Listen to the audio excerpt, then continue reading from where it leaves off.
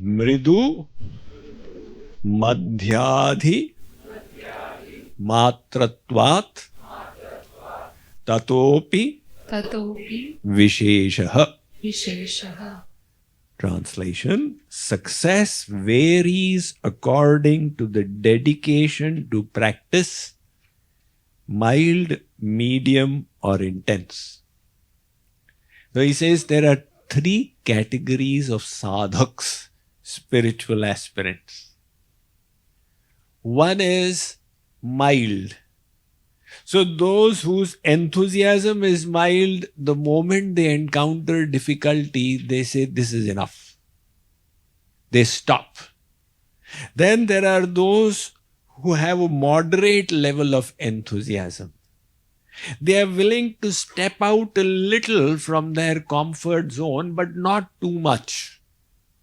And then there are those, Vishesh, who are extremely motivated and inspired. Now they pursue till the end. Somebody said, ये गलत कहा किसी ने कि तेरा पता नहीं है.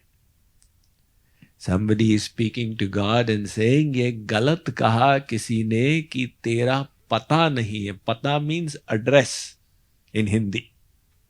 ये गलत कहा किसी ने कि तेरा पता नहीं है, तुझे खोजने की हद तक कोई खोजता नहीं. If you people give up too easily, that is the reason why they don't reach. So Maharshi Patanjali says, look, there are 3 categories. Ramakrishna Paramhans would explain to his disciples, he would say, go and look at the cow mela. You know, before the tractor, its advent onto the agricultural industry, all the plowing would be with the bulls. So people were living off the land. They would have cows as well, and once a week there would be the cow mela. Now there are so many bulls sitting around. The selling farmer is there, and the customer comes, the purchasing farmer, how to select which bull will work hard. It's not written on their faces. The spots, they don't indicate anything. So the customer would kick the bull on the backside. If the bull kept sitting, the customer farmer would say, this bull is good for nothing. And if the bull got up, then he would say, yeah, it has got some metal in it. It's going to do something. So Ramakrishna Paramhans said, likewise, in the sadhak also must have that fire of inspiration. And Maharshi Patanjali says you can categorize it in 3. Intense, medium, or mild. So you all have a certain level of intensity. There are the YouTube listeners who only listen to YouTube. Say, Swamiji has come, that is all right. I am listening to his younger brother on YouTube. But then those who have more bhook, they will come here. Now, how much hunger do you have? Naradji also once came to Bay Area. And he came to the Radha Krishna temple, and he went to other temples around and saw so much of Krishna Bhakti going on. So he went straight to Golok and said, Sri Krishna, what kind of Bhagavan are you? Sri Krishna said, what is wrong? Naradji said that everybody in Bay Area, all the Hindus, they are all crying out for you, Radhe Krishna, Hare Krishna, Radhe Sham, Jai Shri Krishna, etc. Why don't you go and give them darshan? Shri Krishna said, Are Naradji, nobody in Bay Area wants me. Maharaj, aankhon dekha hal, I am telling you. Shri Krishna said, all right, do one thing. I am going to go and sit down in Fresno. tell them all, whoever wants my darshan can come there and you will get darshan free fund. Narad said, this is amazing. The Bhagavad Gita says, do poon sharanagati mahamekam sharanam vraja. Shri Krishna has taken out a new scheme. So Naradji put a horn, a speaker, and started going around announcing. He also got some WhatsApp lists and Indian emails, etc. And he spammed all the Indians that don't listen to Mukundanand who says that you have to purify your mind. Here's a new scheme. Just come to Fresno and you will have Sri Krishna Darshan. Now there was so much of excitement. Like in the year 1995 when the news spread that Ganeshji is drinking milk. Oh my God, there was a beeline for all temples. Even non-believers said, let's go and see the drama. We don't know, it may be true. So all the highways were full of Indians going to see Sri Krishna. But the moment they got out of Bay Area, they found out there Sri Krishna, by his Yoga Maya, he had created mountains of $1 coins. So those who were going for Sri Krishna Darshan, they said, what is this? We never saw this mountain earlier on. It's so glittery. Let's stop and inspect. And they saw all these dollars. They say, oh my God, fill it in your pocket. Somebody said, how? That won't be enough. Go and get that sack from the car. Narad said, you are supposed to come for Sri Krishna Darshan. What happened? They said, something more important has come. But a few people carried on with him. After 10 miles, Sri Krishna had used his Yoga Maya to create mountains of $100 bills. Now those people who had rejected the dollar coins, they saw, my God, mountains of greenbacks. Oh, we have to sup. Sri Krishna is more important than $1, but definitely not more important than $100. Naradji again pleaded, Arey Baba, come along with me. Few people listened. Another 10 miles. And there was an IPL match going on. So the Indians said, IPL going on in the United States. This is 1 in a million golden chance. Now I have to wait and watch who is going to win. Finally, when Naradji reached Fresno, he was all by himself. Sri Krishna said, did you not tell them in Bay Area I am sitting here? Naradji said, Maharaj, I did tell them and they started off also. But they kept stopping along the way. So the reason people stopped was not that the obstacle was so big, but their own enthusiasm was less. Maharshi Patanjali says, remember the 3 levels of enthusiasm. Move ahead. 23. Ishwar Pranidhanat Va. Translation: the mind is controlled by profound meditation upon God and total surrender to Him. Now this is one sutra that most commentators conveniently forget about, because it doesn't suit the philosophy that they wish to propound. Maharshi Patanjali is obviously telling you to surrender to God. But surrender is a very tedi kheer. It hurts the ego, right? If you say Aham Brahmasmi, all right, Aham Brahmasmi, Aham Brahmasmi. Surrender to God. Surrender to God? I am an intellectual, Swamiji. I am a PhD. I am a D.Lit. So, this requires faith. It requires humbleness.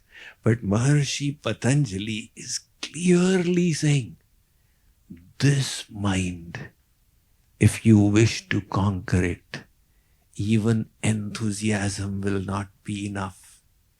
No amount of self-effort will suffice. Because the mind is made from Maya. And Maya is a Shakti of Bhagavan. If you can conquer the mind, it means you have conquered Maya. It means you have conquered God. Is there any yogi, muni, rishi, tapasvi who can conquer God? He is Ajit. That means nobody can conquer the mind with self-effort. You need divine intervention, to use today's terminology. Right, Pratyush? Divine intervention. So this divine intervention will happen when we do Sharanagati. Maharishi Patanjali is telling us to do surrender.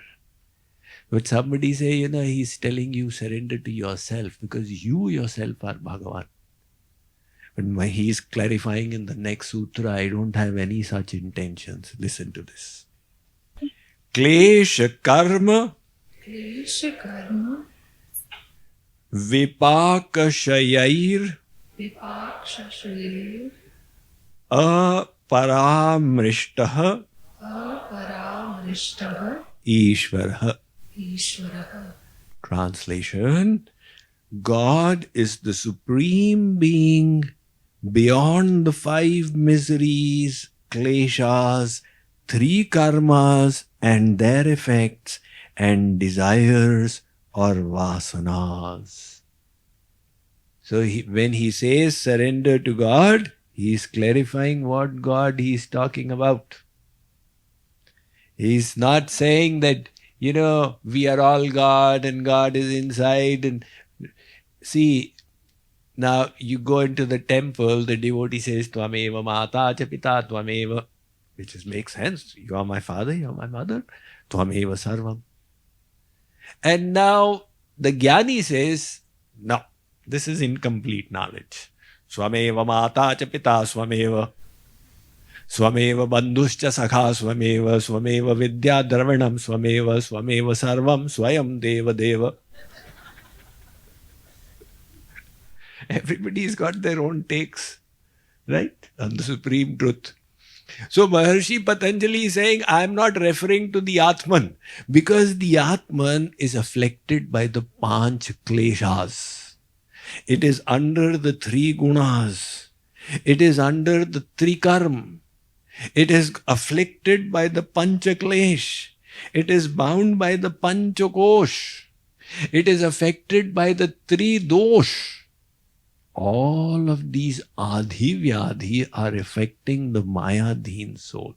So what is the panchaklesh that he is talking about? He will mention it in the next chapter, but just a little bit. The panchaklesh, he says, avidya, asmita, raga, dvesh, abhinivesha, klesha. In the next chapter he says, what is the klesh? He says, avidya, ignorance, by which we are thinking the body to be the self. Second, asmita, pride. The pride is there inside all of us. It's a very, very obstinate defect. The pride is such a thing that you keep on practicing. I should not be proud, I should not be proud, I should not be proud. And then the pride says, I am the humblest of them all. It wants you to believe that you are very humble and everybody else is proud. Such an obstinate thing. One Western writer said, vanity of vanities, all is vanity. One guy wrote a book, What They Don't Teach You at Harvard Business School. It's about 40, 50-year-old book. What they don't teach you at Harvard Business School. So he says that executives in the corporations are bags of ego with hands and feet sticking out. That is the reality. So this ego is such a terrible thing, and by a chance, if you are young, 16-year-old, the pride of youth, prapte tu shodashe varshe Gardha bhi chap sarayat. At the age of 16, a Gadha thinks he is Kamdev and a Gadhi thinks she is an Apsara. It's the pride of youth. Look at this iron. They'll keep on looking into the mirror. One lady was sitting in front of me in the lecture and she'd keep doing her head like this. So why don't you sit stationary? If you keep your hair long, it'll just stay there. Why do you have to keep doing like this? She said, Swamiji, this name of the hairstyle is flick. So I have to keep flicking my hair.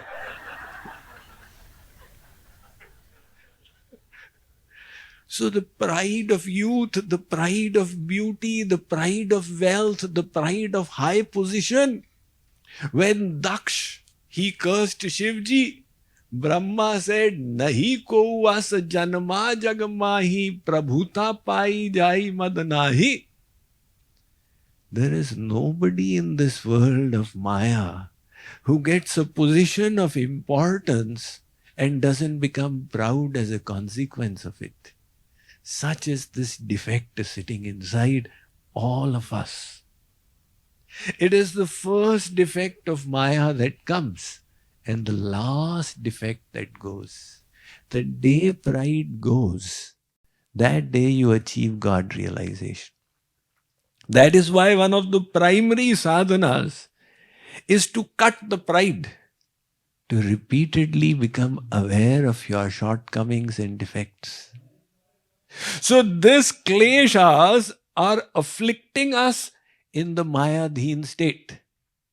Maharishi Patanjali says, when I said surrender to Bhagavan, I did not mean the jiva from the Advaiti sense.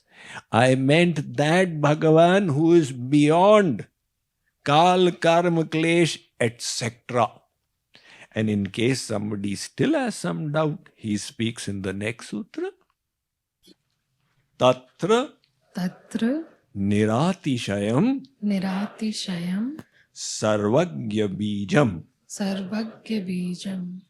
Translation: the omniscience of God is unmatched.